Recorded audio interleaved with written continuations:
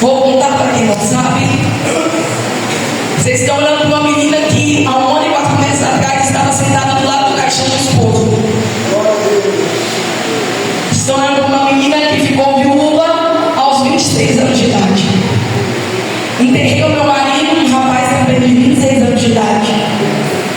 Meu pai fazendo ali o seu ano de pastoreio. Misericórdia, derrubado. 24. E a igreja presenteou a nossa família com a viagem para Caldas Novas. Retornando dessa viagem, a roda do nosso carro traseira saiu. O nosso carro capotou na pista. E o nosso carro desceu o barranco capotando. Eu, meu irmão, meu esposo, nós estávamos sem cinto. Meu pai e minha mãe estavam com cinto, então eles ficou dentro do carro. Eu, meu irmão, meu esposo estávamos sem cinto, nós fomos arremessados para fora. E ao ser arremessado para fora, eu fui arremessada contra a cerca. E a última capotada do carro foi sobre minhas pernas, me prensando na cerca. Você reparar bem, meu braço tem muitas cicatrizes e todas elas são decorrentes do acidente. E ali eu não sabia que eu estava entrando no vale mais escuro da minha história. Porque nós que crescemos nesse ambiente de culto, nós que crescemos nesse ambiente de glória, de milagre, nós sempre acreditamos que Deus vai fazer milagre. Então eu tinha a plena convicção de que Deus iria restabelecer a vida do Mateus. Hora nenhuma passou pela minha mente que eu ficaria vivo aos 26 anos. Nós sofremos um acidente dia 14 de junho, dia 18 de junho, terça-feira pela manhã. Entra uma psicóloga que congrega na minha igreja. Quando eu vi ela, eu pensei, coisa boa, né? Só que, como a lesão do Mateus foi muito grave, já existia já uma ideia e um pré-diagnóstico de que ele ficaria tetraplégico. Então, quando eu vi a Cris chegando, para mim, ela iria me contar que o Mateus iria ficar tetraplégico. E é claro que, no meu coração, eu que namorei somente ele, foi meu único namorado, um rapaz que eu beijei, um rapaz que eu orei, no meu coração, de esposa, eu falava assim, eu preferia ele tetraplégico do que morto. A gente pensa assim, eu cuido dele a vida inteira, porque nós não estamos prontos para a morte. Então, quando ela entrou, eu vi que ela ficou muito sem jeito, ela odiava a faca que eu estava. E aí, depois por muito tempo, ela achou uma palavra adequada, e eu acho que não existe palavra adequada para a morte. Ela toca nesse na Paula, eu fiz isso tantas vezes. Eu não sei como que eu vou te contar isso. Eu falei, pode falar. Tá bom. Ana Paula, ela respirou. Eu falei, pode falar. Ela falou assim, o Mateus morreu. Naquele momento, eu não consegui chorar. Logo eu sou muito falante, expressiva, eu sou muito direta. Eu fiquei sem palavras.